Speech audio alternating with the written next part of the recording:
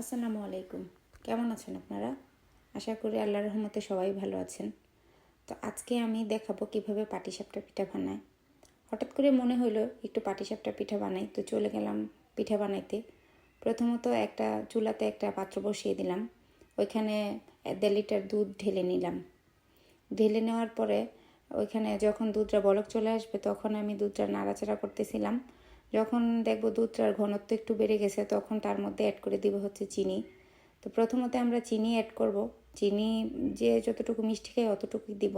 আমাদের বাসায় আসলে একটু মিষ্টি বেশি খায়, তো এই জন্য আমি একটু মিষ্টি বেশি করেই দিয়েছি। তো মিষ্টি পরিমাণ মতো দিয়ে তারপরে দুধটা নাড়াচাড়া করতেছিলাম। তো যখন দুধটা একটু গাঢ় হয়ে যাবে তখন তার মধ্যে অ্যাড করে দিব হচ্ছে 1 চা চামচ লবণ। লবণ দিয়ে তারপরে নাড়তেছিলাম। লবণ দিয়ে নাড়ার পরে তারপরে দুধটা যখন ঘন হয়ে যাবে তার মধ্যে আমরা হচ্ছে ব্যাটারটা তৈরি করে নিব। তো প্রথমত ব্যাটার তৈরি করতে আমার লাগবে হচ্ছে একটা আটা, যে কোনো আটা হলেই হবে। তো আমি এক প্যাকেট আটা নিয়ে নিলাম, তার মধ্যে থেকে 1 কাপ আটা নিলাম আর 1.5 কাপ আতপ চাউলের গুঁড়া নিলাম। তো ওইগুলো একটা বলের মধ্যে ঢেলে নিলাম, নিয়ে ওইখানে আমি একসাথে মিক্স করতেছিলাম আটাটা আর চাউলের গুঁড়াটা। তো চাউলের গুঁড়াটা অ্যাড করার পরে তার মধ্যে লাগবে হচ্ছে আমাদের মিঠাই। পাটিসাপটার ব্যাটারটার মধ্যে মিঠাই দিলে মানে খাইতে খুব ভালো লাগে, তাই এই জন্যে আমি দিয়ে দিলাম হচ্ছে মিঠাই। তো মিঠাইটা আমি অ্যাড করতেছিলাম। তো তার মধ্যে মিঠাইটা অ্যাড করা হয়ে গেলে তার মধ্যে দিতে হবে পানি। পানিটা এমনভাবে দিতে হবে যেন আমাদের ব্যাটারটা বেশি গাঢ় হয়ে না যায়, আবার বেশি পাতলাও হয়ে না যায়। এই যে আমি দেখিয়ে দিলাম কীরকম হবে, এরকম হবে। তো আমাদের পাটিসাপটা পিঠার ক্ষীরটা বানানোর জন্য আমাদের আগেই আমার ভিজানো ছিল পোলাওর চাউল। তো ওই পোলাওর চাউলটা যখন ভিজে গেছে তখন আমি পাটাপোতা দিয়ে এটাকে ব্লেন্ড করে নিচ্ছিলাম। তো আপনারা চাইলে ব্লেন্ডার দিয়েও করতে পারেন। আমার আসলে ব্লেন্ডার দিয়ে ভালো লাগে না, তাই আমি পাটাপোতার সাহায্যেই এই চাউলগুলোকে ব্লেন্ড করে নিয়েছি।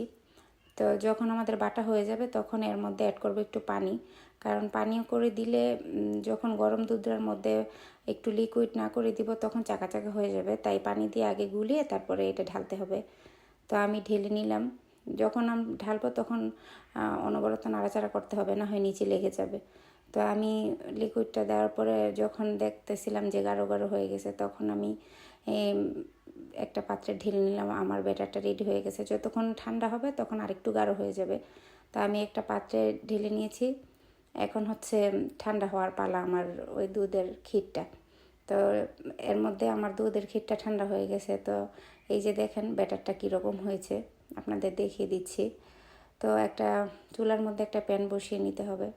প্যানটা গরম হলে এর মধ্যে হালকা একটু তেল দিয়ে তারপরে একটু প্যানের মধ্যে তেলটা মুছে তারপরে ওইখানে 1 চামচ ব্যাটার দিয়ে দিলাম।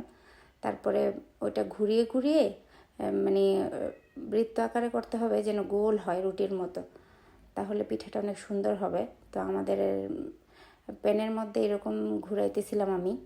তো আমারটাও দেখতে সুন্দরই হয়েছে, গোল হয়েছে। তো এখানে হওয়ার পরে আমি এখানে ভিতরে দিয়ে দিলাম। যখন গুঁড়ানো হয়ে গেছে তখন আমি একটা দিয়ে ঢাকনা দিয়ে ঢেকে দিলাম। তো যখন দেখলাম আমার রুটিটা হয়ে গেছে তখন এর ভিতরে দিয়ে দিলাম হচ্ছে আমার বানানো ক্ষীর। তো ক্ষীরগুলো দেওয়ার পরে তারপরে ঘুরিয়ে ঘুরিয়ে যখন মানে রোলের মতো যেরকম ঘুরিয়ে ঘুরিয়ে দিচ্ছিলাম, তারপরে রোল ঘুরিয়ে ঘুরিয়ে দেওয়ার পরে হয়ে গেল আমার সেই অনাকাঙ্ক্ষিত পাটিসাপটা পিঠা।